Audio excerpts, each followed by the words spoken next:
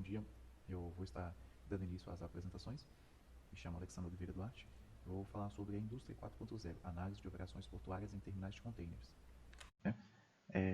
No próprio artigo que eu peguei para estudar, ele tem essa imagem que não está muito boa, mas ele fala nesse conjunto de sistemas, de operações, de características que compõem a indústria 4.0, né? Que fala sobre simulação, sistemas integrados, internet das coisas, dentre outros. No entanto, ao invés de sair falando sobre a aplicação deles nesse trabalho, eu vou falar de forma separada e vou tentar aplicar na prática como foi feito no trabalho, né? No artigo. Então, aqui é a internet das coisas. O que é a internet das coisas? É basicamente tudo interconectado o tempo todo. O que quer dizer? Você chega em casa, o seu celular conectado na sua TV, a sua TV conectada no seu roteador, por exemplo, o copo ar-condicionado, você tem a opção de alterar a temperatura do ambiente pelo próprio smartphone. Então, essas coisas elas facilitam bastante o dia a dia. E nessa questão do porto, é muito interessante, porque se tudo estiver interconectado, facilita bastante, agiliza. Você não vai ter aquela perca de tempo para você estar indo de um setor ao outro, ou para que você consiga ter uma informação de outro setor, que pode estar a 2, 3 quilômetros daquela distância de onde você esteja no local. Temos a questão da segurança cibernética, né? Que ela diz respeito ao que? A segurança dos dados. Por exemplo, os containers, eles precisam ter o seu conteúdo resguardado, não pode ser uma informação que seja acessada por qualquer pessoa.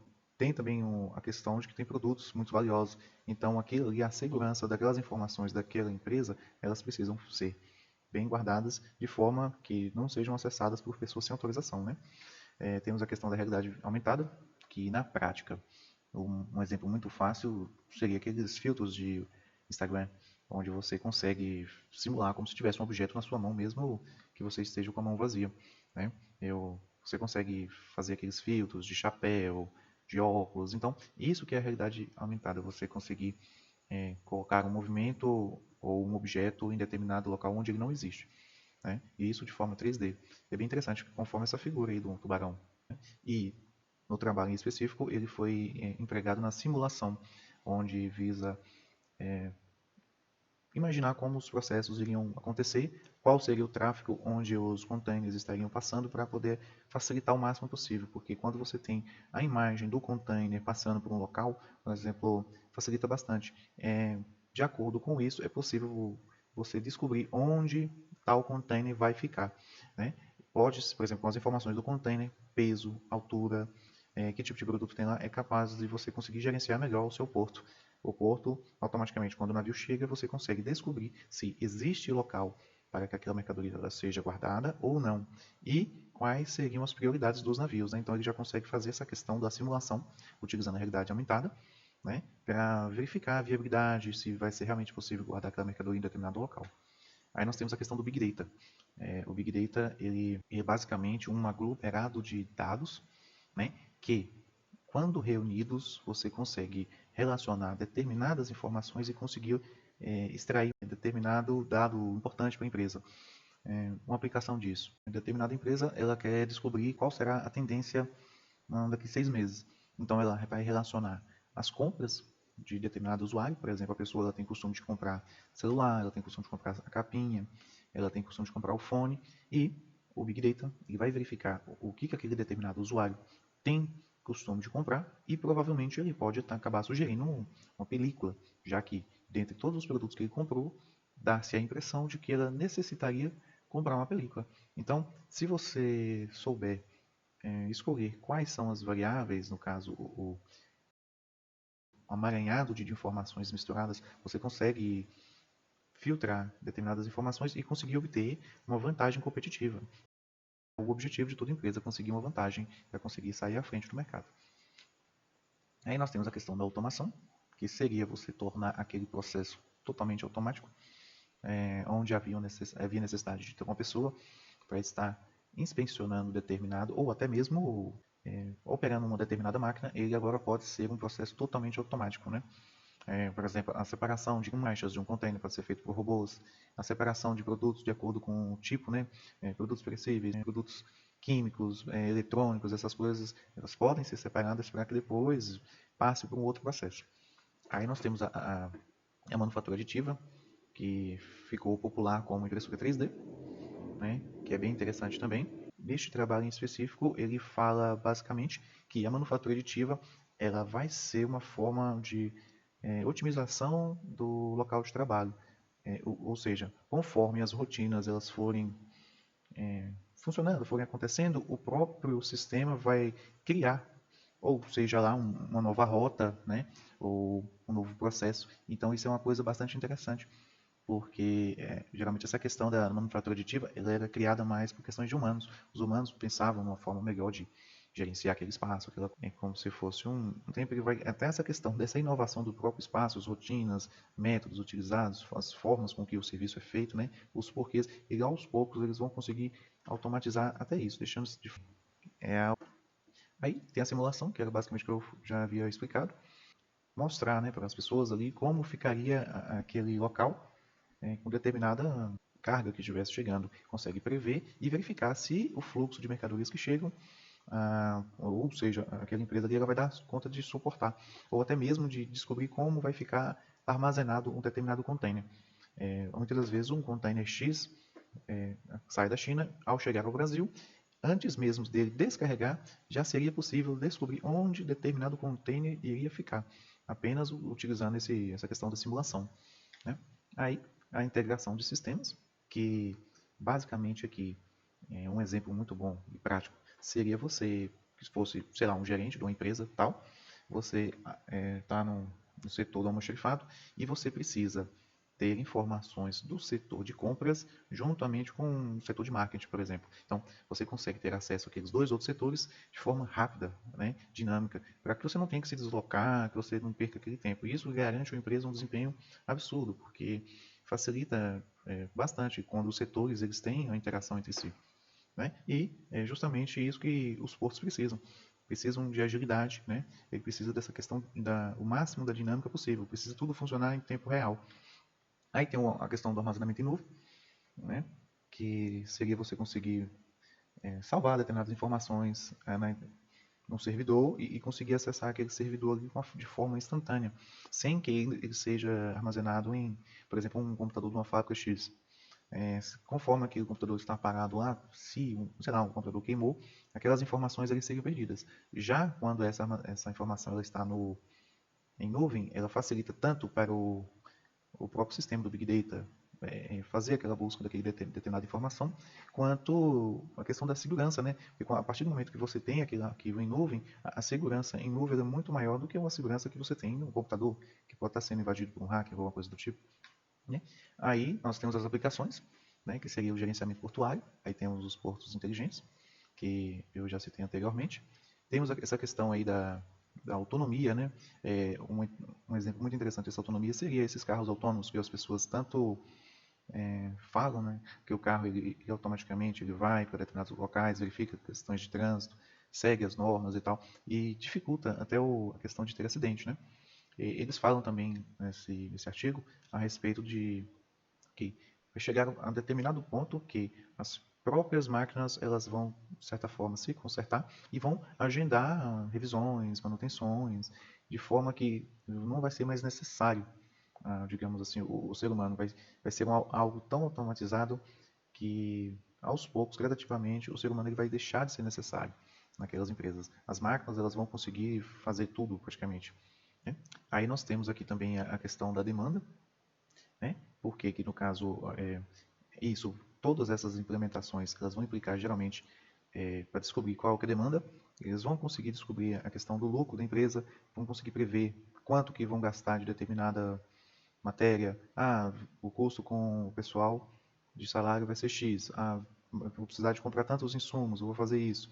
Eu tenho que pagar X de manutenção. Então isso vai ficar cada vez mais fácil para você conseguir contabilizar e ter certeza de quais são os gastos, os custos inerentes daquela operação. Tem a questão também que eles falam nos postos, essa questão ambiental, né? Que eles falam que não vai existir mais esses carros a combustão, que eles já utilizam carros elétricos e isso ajuda bastante nessa questão ecológica. Com isso, eles conseguem melhorar os resultados, né, da empresa, conseguem economizar a partir do momento que aqueles processos eles vão sendo otimizados, os gastos serão menores e a questão do lucro é maior, porque vai se gastar menos tempo para conseguir fazer o mesmo serviço, né? E isso é uma questão estratégica também, porque quando se consegue cortar custos, você consegue ter uma vantagem competitiva, porque o seu produto ele vai poder ter um valor menor, ou seja, você consegue colocar ele no mercado por um valor um pouco abaixo para conseguir tirar a concorrência. Aí, nós temos também aí, na prática a questão desses guindastes aí, que eles conseguem também facilitar a separação das mercadorias, né? Um exemplo aqui seriam, por exemplo, produtos químicos, produtos que precisam ser refrigerados, como medicamentos e tal. Ele consegue organizar, inclusive, essa fila que tem de navios. Então, por exemplo, penso eu, né, que uma prioridade seria esses contêineres que contêm medicamentos, porque determinados medicamentos precisam ficar a uma temperatura estável. Então, esses contêineres precisam ser descarregados primeiros, né? Container contendo soja ou outras coisas do tipo, eles podem ser descarregados depois. Então, isso ajuda bastante. Aí tem essa questão aí desse guindaste, que ele faz a retirada dos containers. E ele é monitorado por uma pessoa que fica acionando ele via um controle para fazer essa remoção de cada container, né? Aí aqui tem alguns exemplos citados no próprio artigo a respeito de quais são. A conclusão que eu pude ter é que essa integração portuária ela vai melhorar tanto na eficiência, ela vai fazer com que o desempenho logístico seja melhor, né? A questão da sustentabilidade, porque essa não vai ter emissão de poluentes, conforme eu falei que eles utilizam as baterias elétricas, né? E esses carros a combustão, eles automaticamente, aos poucos, eles vão sendo retirados, assim como a diminuição de congestionamento nas cidades, terminais portuários, né? Que é interessante, também um resultado que é melhorado através do Big Data, que constantemente vai estar analisando as informações para poder garantir que aquela decisão seja melhor, que aquele container seja alocado em determinado local, para que seja facilitada a retirada dele quando necessário, né? E essa questão da automação, robótica, da segurança cibernética e muitas outras ferramentas que ele fala no próprio artigo. No entanto, como é um resumo, como já fica muito longo, fica muito extenso. Neste vídeo, iremos mostrar um artigo que foi feito baseado na aplicação do Big Data AI Cloud Computer e seu impacto na quarta revolução industrial, que foi a indústria 4.0, né? E nele foi abordado os 4 pilares dessa revolução, que foi o Big Data, né? O IoT, que foi IoT, que é a internet das coisas, o Cloud e a mobilidade de segurança. Como foi feita essa pesquisa? Através de pesquisas feitas em materiais internacionais, uma vez que no Brasil não há referência suficiente, ao contrário de outros países onde há inúmeras referências e de excelente qualidade, entre o mês 2 de 2018 e o mês 6 de 2018 foram realizados estudos em artigos, revistas e entrevistas, né? Essa foi a pesquisa feita nesse artigo. E os resultados encontrados? A quarta revolução industrial não só mudou a forma como vemos os processos de manufatura, como também a necessidade de mão de obra qualificada através de capacitações e reciclagem profissional. Os processos tornaram-se muito mais rápidos e geraram muito mais lucros. Olá pessoal, meu nome é Kleber e para finalizar esse vídeo nós vamos falar mais um pouquinho sobre a quarta revolução industrial. Antes vamos relembrar um pouquinho da história. A primeira revolução industrial surgiu no século XVIII com a mecanização e máquinas a vapor, movidas a carvão. São os barcos, navios e trens a vapor. A segunda revolução industrial surgiu no século XIX com a produção em massa e as linhas de montagens, alimentadas por energia elétrica. No século XX, meados do século XX, a automatização industrial e a informática trouxeram a terceira revolução industrial. E no século XXI, né, a quarta revolução industrial. Essa quarta revolução industrial trouxe a tecnologia e a informação através da internet das coisas e dos sistemas cyberfísicos. Aqui a gente tem um primeiro computador do mundo, foi criado em 1946, já no final da Segunda Guerra, por 2 cientistas norte-americanos. Esse computador tinha uma capacidade de processamento de 5.000 operações por segundo e possuía mais de 17.000 válvulas termiônicas. O sistema operacional dele foi através de uma equipe de funcionários do Exército que tinham como objetivo cálculos precisos para táticas estratégicas e rotas a serem percorridas pelo Exército. Temos aqui um gráfico da evolução das revoluções industriais. Aqui 1780, com a mecânica, com o surgimento, a utilização da energia elétrica na manufatura, a segunda, e a terceira com a automatização das indústrias. E a quarta, a partir dos anos 2000, com a era da tecnologia e informação. Quero chamar a atenção aqui, pessoal, para essa linha. Entre cada uma dessas revoluções tem uma faixa de 100 anos. E da terceira para a quarta, cerca de 50. Mas olha a diferença dessa linha, a guinada que ela deu aqui. Isso porque eu mostrei lá o computador que foi criado em 1946, o primeiro computador, mas nos anos 69, nos anos 70, né, foi criada a Apple, os primeiros computadores pessoais, né? Depois disso a Macintosh, e a partir daí a tecnologia não parou de crescer, não parou de desenvolver. Cada dia tem uma coisa nova, tem uma novidade na área tecnológica. Daí essa razão, essa questão dessa guinada nessa linha. Eu estou mostrando isso daqui para poder a gente chegar na indústria 4.0. O que é a indústria 4.0? A indústria 4.0 foi surgiu na Alemanha por volta de 2012, bem recente, né? Ela envolve as inovações tecnológicas nos campos de automação e tecnologia da informação para a manufatura, né? Com objetivos de criar processos mais flexíveis, eficientes e com custos reduzidos. Essa indústria 4.0 ela foi estruturada sob 9 pilares, quais sejam a robótica, que a gente já vê nas fábricas, nas linhas de montagem, né? A realidade aumentada, as simulações, que é possível se fazer através dos sistemas de internet ou através dos sistemas da integração de sistemas, né? A internet das coisas, a capacidade de segurança de informação através desses sistemas, a computação em nuvem, a manufatura aditiva, que é a impressora 3D, né? A gente já tem aí diversos produtos, materiais, enfim, produzidos através da impressora 3D, e o Big Data. A gente vai se ater aí no Big Data.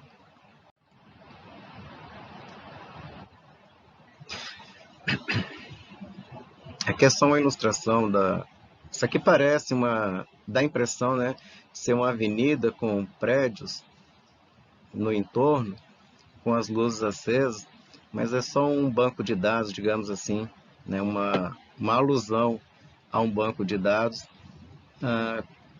cheia de dados coletados e gerando informação, enfim.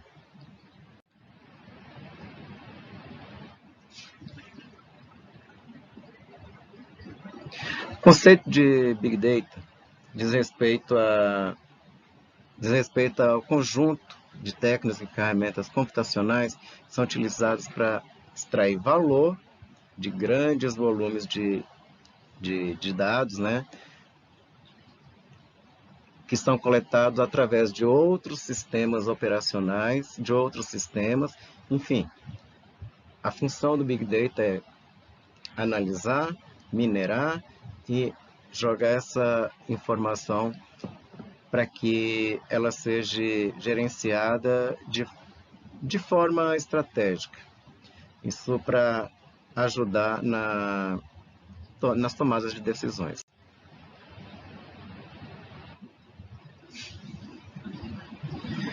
O conhecimento de termo Big Data significa coisas diferentes para pessoas diferentes, né?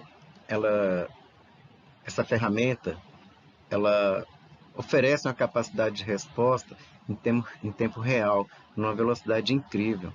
Para isso, basta que a pessoa esteja conectada numa rede de internet, para ter milhares, centenas, milhares de informações de forma imediata, de forma real e assim, numa velocidade indescritível.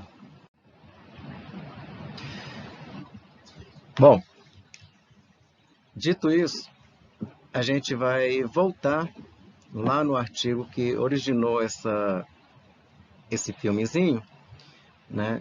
O nosso autor do artigo, para o trabalho dele, ele utilizou no Big Data, né? O trabalho dele é voltado para uma companhia de GLP, gás liquefeito de petróleo, né? E ele queria criar ferramentas que ajudassem nas tomadas de decisões da companhia. Para tanto, ele utilizou um sistema Trello. Eu vou mostrar uma tela dele daqui a pouco.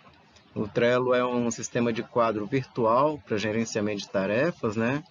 Que ele, na tela que eu vou mostrar, vocês vão ver melhor, ele tem cartões dentro de diversas colunas, onde você pode jogar milhares, centenas, diversas informações, tantas quantas forem precisas ou necessárias, né? Através do sistema Trello. E o Power BI, que é uma Business Intelligence, que faz essa coleção de dados, por exemplo, que o Trello coleta, ele faz essa coleção de dados e vai disseminando, ele vai espalhando, ele vai jogando onde for necessário, vai formando, gerando relatórios, vai gerando diversas informações. Ou seja, aqui, com esse sistema, você faz a coleta de dados e com esse sistema Power BI, você já tem a informação, você já tem os relatórios, tudo em uma tela do seu sistema, do seu computador. Aqui a gente tem, como eu falei, o sistema Trello, né? Como eu falei, são diversas colunas, cada uma você pode jogar uma determinada quantidade de dados, é gerado uma espécie de um cartão, para cada cartão você tem outras centenas de dados, eu vou mostrar o cartão. Aqui, esse cartão aqui foi utilizado pelo nosso autor para fazer a coleta junto a fornecedores e distribuidores do GLP, né? E a gente pode ver aqui a quantidade de informação que ele pode colocar nesse cartão. Aqui é um único cartão de uma única coluna. Aqui a gente tem informação desde o tipo de distribuidor, tipo de veículo que ele usa para fazer a entrega, a quantidade que ele carrega, a quantidade que é vendida lá na porta da distribuidora. Enfim, são diversas informações que você tem condições de jogar aqui para que o Power BI possa minerar e transformar em informação. Aqui a gente tem uma tela do Power BI, já com todas as informações que você precisa, que você quer, que foram geradas através do Trello. Com isso, pessoal, o nosso autor aqui, ele conseguiu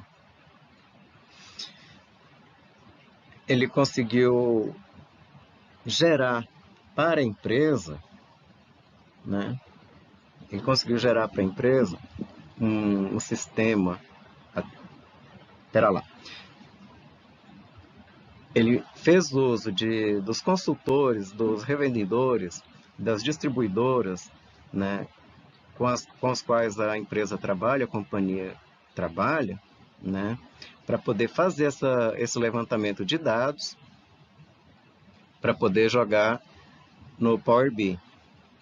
Com isso, ele conseguiu provar para a empresa, mostrar para a empresa, né, a importância da inteligência competitiva por meio do Big Data. Essas informações inteligentes,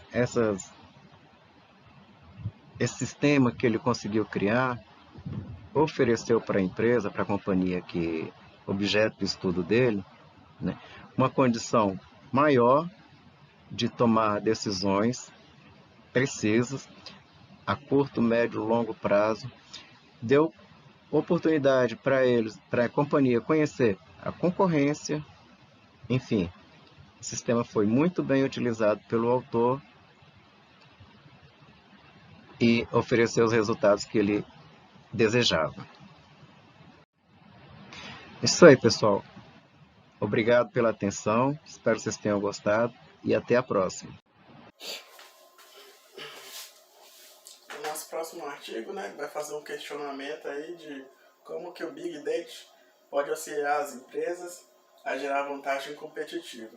Bom, o Big Data ele pode ser um conjunto de softwares e hardwares do qual ele tem a capacidade de desenvolver e gerir, fazer uma leitura minuciosa de um volume muito grande de dados gerados por uma empresa, de forma ali bem detalhada. Por isso que o Big Data ele pode ser um grande diferencial, né, dentro de uma organização, como uma ferramenta de gestão. No nosso artigo, ele faz um estudo de caso, né, de uma empresa da indústria agrícola. Essa empresa agrícola, ela resolveu adotar, né, essa ferramenta de trabalho, né, do Big Data, porque nessa organização eles queriam fazer ali uma previsão, né, de quando que as máquinas elas estariam possivelmente apresentando falhas ou quebras, né, e isso para a organização, que é um setor agrícola que é muito competitivo, isso é muito ruim, porque no campo, né, a cada minuto que se passa com uma máquina dessas quebrada é muito dinheiro que é desperdiçado, né? Então o Big Data ele veio, né, nesse estudo de caso para tentar dar um auxílio, né, mais efetivo dentro dessa organização, né, para estar auxiliando de alguma forma a fazer previsões de quando que a máquina poderia estar quebrando, né, e assim fazer a antecipação da troca ou manutenção desses equipamentos. O Big Data ele tem ali, né, uma fórmula dos 3 V's, que seria o volume, a variedade e a velocidade. Quando a gente fala do volume, a gente quer tratar ali da quantidade de informação, né, que o Big Data ele é capaz de administrar e minuciosamente. Coisa que de várias pessoas, né, dezenas de pessoas fazer, o programa, o software ali, ele consegue fazer com a maior facilidade. A questão da variedade. No Big Data a gente pode ter ali várias informações, como por exemplo cálculos de porcentagem, relatórios de textos, ou até mesmo